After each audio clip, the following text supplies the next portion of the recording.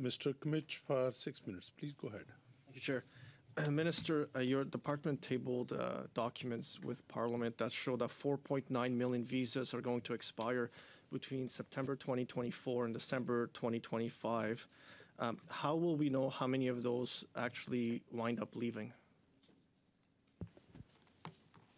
As you noted, MP Kmitch, when people come here, in many of their visa documents, they undertake to leave.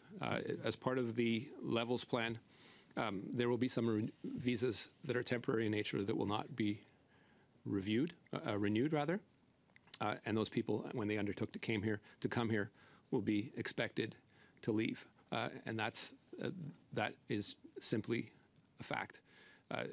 We'll have to monitor that carefully. There are many measures within our department to monitor these things, but it's one that, given the volume in question, it's something that we'll have to be very careful in supervising. 1 second, Mr. Coach, I stop the watch, let him finish, and you can ask. Would appreciate that. Okay, so I'll go to Minister. You have finished your remarks. Okay, Honourable Member Kmitch, please. Minister, I wasn't asking about whether they will leave or not. I'm asking you how will you ensure that a person whose visa has expired will leave? We know that just on study permits, there are 766,000 expiring by the end of December 2025. How will your department ensure that at the end of those study permit periods, those persons will leave? Again, there are many ways that people leave the country, Tom. The vast majority leave voluntarily, and that's what's expected. So explain those ways. How will you ensure it?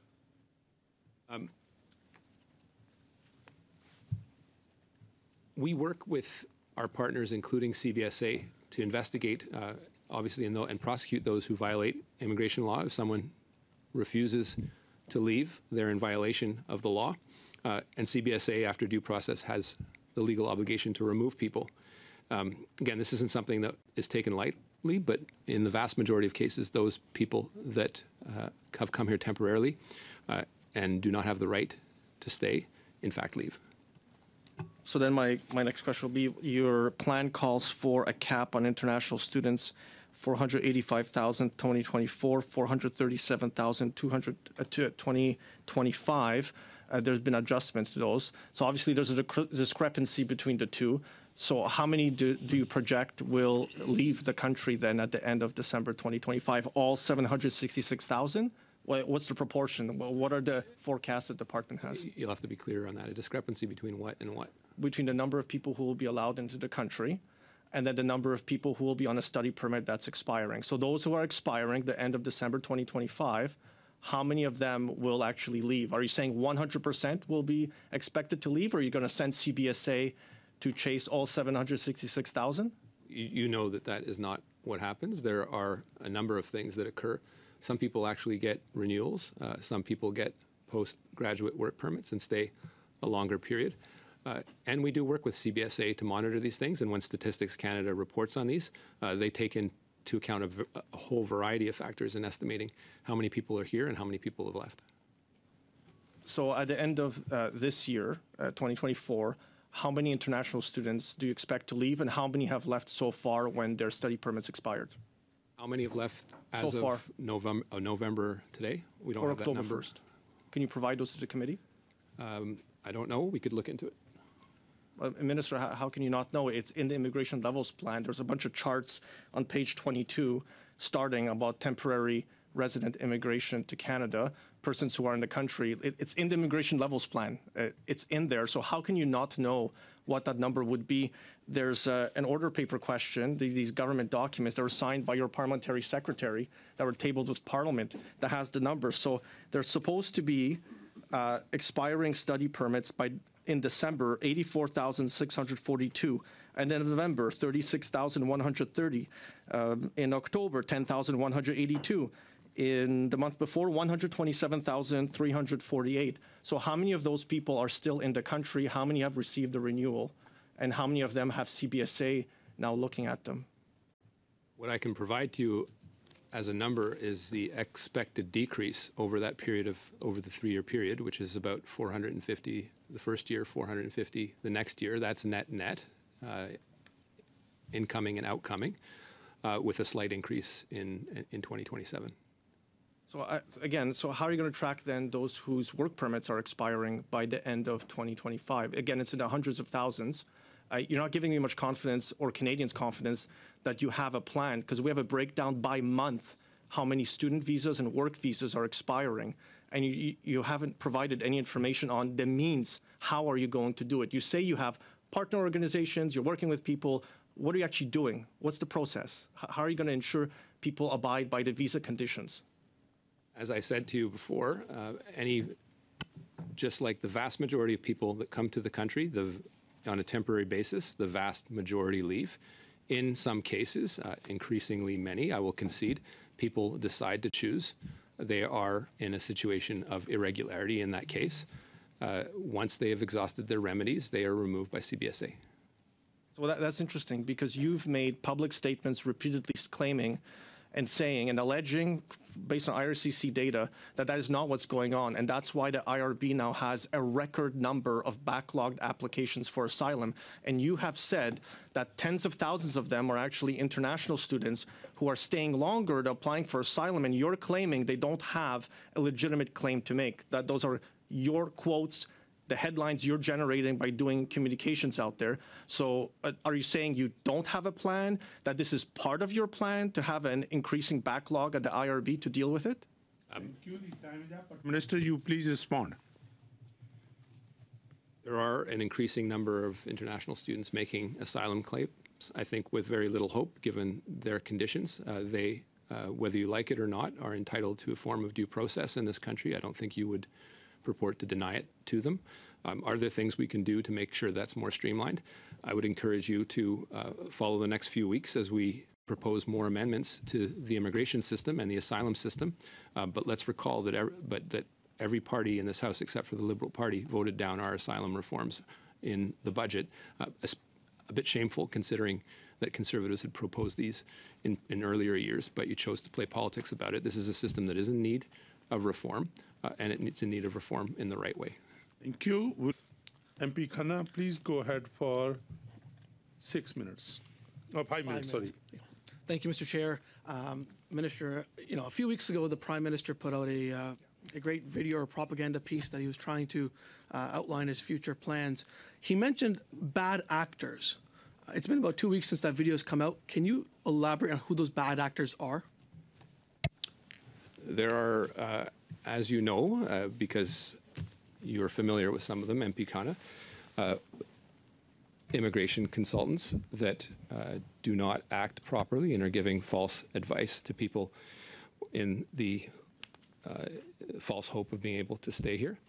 There are institutions, for example, that are relying on international students and not providing the proper education and making false promises about their prospective employment.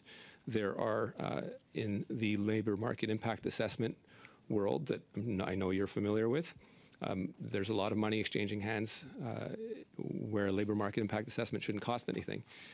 So there's lots of people that are responsible here. It isn't simply about people that have committed fraud. It's about the ecosystem as well that's been created, which has been an incentive and it may be a $31 billion industry when it comes to international students, but chasing short-term gain with a lot of long-term pain. And I mentioned that earlier with respect to the cost of what asylum seekers would cost coming out of an international student system that was supposed to breed excellence and not asylum claims.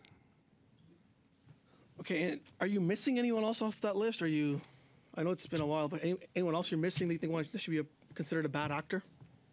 I know you have your view on it, so why don't you share it? Well, it's a simple question. Since 2015, who was in charge of the federal government that increased temporary foreign worker permits by 154%? I want to say that the federal government has responsibility here. It is a much broader analysis than simply putting it on the shoulders of one institution, but it is important for the federal government. Maybe I can finish my thought. It is important for the government to acknowledge that we could have gotten things right in many measures. There is a conundrum that comes with any immigration program, and one of those is the impact that this has had, these immigration plans, pretty much regardless of category, on making the labor force younger, on increasing the GDP of this country, extremely important coming out of COVID with structural challenges in the supply chain. There are some people who here temporarily that made sure that we didn't get through, that we got through a recession. And that's important to note. The economy has been fueled by immigration. But again, it is not an unlimited supply. And any responsible government, like the federal government, has to make sure that it is managing and controlling a system in the volumes that are acceptable to Canada. So who was responsible for the 211% increase we saw when it came to international students since 2015? Who was the government in charge that signed off on that? Those are two different questions. We are responsible for putting together an international student program that institutions leveraged and abused to some extent in the volume of people that they brought in. Let me also say this, and you know this, the federal government is the only one that doesn't make any money directly from this. The provincial government, Ontario, for example, makes about $1,000 a head on every international student and has abused this system in bringing in people to study at institutions, some very reputable, some that are the pride of this country, but some that pretty much didn't exist. And so that's something we've had to rein in. You can just speak yourself to Mayor Brown about what he's living through in Brampton, and I think you would know exactly who I'm talking about. Minister, it looks like you're passing the buck and you're blaming other bad actors, but the population growth we saw of 300%, the highest it's ever been since 1950s, is a federal responsibility. You are the one that is signing off on these approvals. It is your government that is responsible for this, but it looks like to me that you're just literally pointing fingers at everyone else but yourself and your predecessors in Canada. Do you not think it's right for you to take some responsibility for these actions that have taken place? Do you not, shouldn't you go put Marc or Sean Fraser on the list as well of some of those bad actors that, you know, have been a part of the problem? Sean Fraser is one of the guys who counseled me to do this. And we all bear our responsibility. After creating the problem, there's lots of responsibility to go around, ARPAN, and I think you'll know that. Immigration is a shared responsibility. Provinces, institutions of various descriptions come to us and ask us for different programs. We have a very important role in making sure that we get it right, and that's why I introduced the measures that I did last year with another wave in the fall, in addition to the levels plan that is the subject of conversation today. Minister, how many permanent residents do you expect in the next 3 years? I expect what's in the levels plan. So 395,000 next year, a reduction of 105,000, 380 the next, and the year after that, 365,000. And how many temporary resident permits do you expect to issue in those 3 years? You can look in the levels plan for that. I'm asking you, Minister. It's in the levels plan. I'm asking you for those numbers, Minister. Look in the levels plan. Do you not know the numbers? I know the numbers. Then what are the numbers? How much time do we have? Lots of time, Minister. Lots of time. What's the numbers? You're not the chair, ARPAN. 2 minutes, Minister. We still have 2 minutes to the round. We'll look in the levels plan. Harpreet, if you have that, feel free to share, or we can actually table those. I can. It's okay. Just give me the answer. It's okay.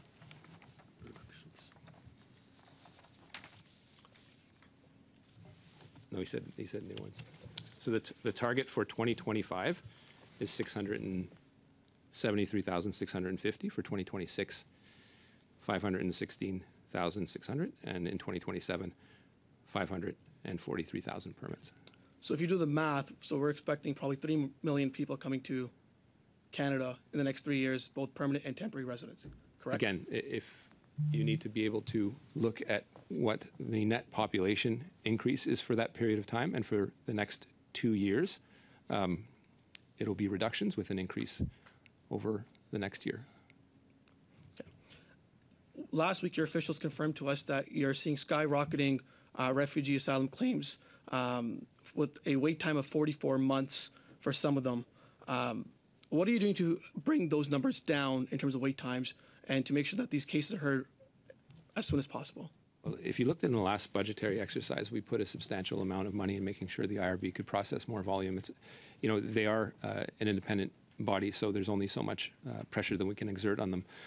They do a great job, but with the volume that we're seeing, they are admittedly heavily charged with the numbers of cases that they're seeing. I put forth a package, and you would know this because your party rejected it in the last budgetary exercise to reform the asylum system, but you all sat there and smiled and shot it down with the Bloc and the NDP. So I plan to put forward more measures. I want to reform the system. It's not working in the way it should. That's a function of volume, but also a function of efficiency. The growing claims that we see now inland are not unexpected. They're ones that we saw with people having increasingly fewer hopes to stay in Canada and being counseled to file, I think unjustly, asylum claims where they don't, where they shouldn't have the ability to do so. Thank you very much. Floor is with Mr. Radikoff for 6 minutes. Thank you, Mr. Chair, and thank you to officials. So you're requesting $1.2 billion of extra money in this update. And of course, this is for an immigration system described by your very government as a mess. Out of the $1.2 billion, $1.1 billion is for asylum seekers, people that have crossed our broken and weak border. And I want to understand exactly what benefits asylum seekers get. So if an asylum claimant arrives at the Montreal airport, will IRCC pay them for a hotel? Deputy Minister. So, Chair, the way the asylum system works is that as soon as there is a claim on asylum, it is assessed by CBSA or IRCC, depending upon where the claim is, and accordingly established as basis of claim. So the hotel is covered then? Is that what you're saying? Once the claim has been applied, once they've applied? So if there is in Montreal, I'm just giving you a full answer about this. If there is in Quebec, there is a possibility that Prada will probably house up to 1,150, and if there is an overflow, we will house them in the hotel. Do they receive a food allowance? I think Su Young, if you can. Yeah, thank you. So it is not an automatic allowance that asylum claimants would get just because you are an asylum claimant. There is the right to claim asylum, and then they would have to identify whether or not they need shelter. And as part of that, if they end up in an IRCC hotel, then there would be food as part of being at the hotel. Okay, so they can get food. What about transportation? Is there furniture? Is there household items allowance as well? No, that would not be covered because they are in the hotels, so there's no furniture that would be required. Are asylum claimants eligible for, Deputy Minister, for health benefits? Deputy Minister. Yes, the asylum claimants are eligible for the first 3 months as for the interim federal health program, and then it is determined whether the provinces will further give them the necessary coverage. So does that cover things? Obviously, covers primary health care. Does it cover things like glasses, dental work, that sort of thing? It has a very specific primary care component. It does not have, I don't have the details on hand, Chair, which I can say that it is true that dental or glasses are covered, okay, but the primary thing is covered. We heard last week that it takes 44 months to process an asylum claim at the IRB. How much of today's new spending is going towards the Immigration Refugee Board to speed up the asylum claim processing? So, Chair, the IRB has a separate kind of allowance, which is appropriated by the minister, and they are a quasi-judicial organization, and they have had their own money.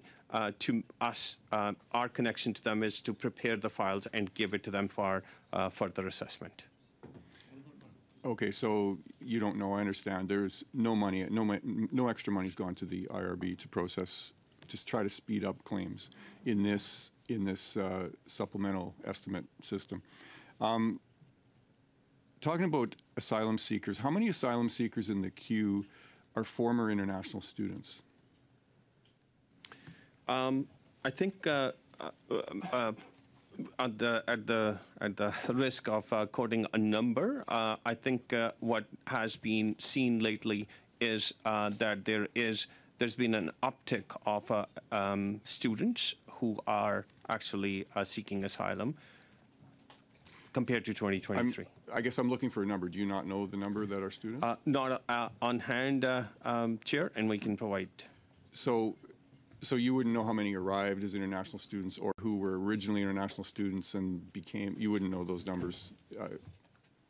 We would actually know that we would know how many have arrived, and the actual point is that if we count who have actually exhausted their postgraduate work permit and then have applied, or the ones which have which are the students who have, without even completion of their study, they have applied. So we'll have to separate them out. So if you could provide this to the committee, how many arrived as international students? How many were originally international students but then transitioned to the postgraduate work program? And also how many transitioned to some other stream? So how many asylum claimants were students but transitioned to another stream?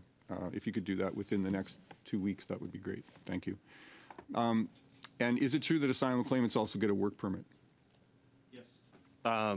Chair, that it is true that they get work permit. So does this policy incentivize people to claim asylum in order to be able to work in Canada legally? We actually have a policy where we allow the asylum claimant, while their asylum claim is being processed, that they are able to support themselves and integrate in the society, and that is why it is meant for that. It's not supposed to be a pull factor. Your department previously released asylum claims by designated learning institutions up to 2022, and the total was less than 5,000 for that year, and of course now we're seeing more than that every month. Can you table with this committee the updated numbers to that table, so asylum claimants by designated learning institution up to the end of October 2024? The students? Mm-hmm. Okay, we will actually go back and try to get that information. And just to be clear, I'm referring to a report that you published a couple of years ago. It was that's the information it had, and I would just like it to be updated. And if you could provide that within the next 2 weeks, that would be great. 15 seconds.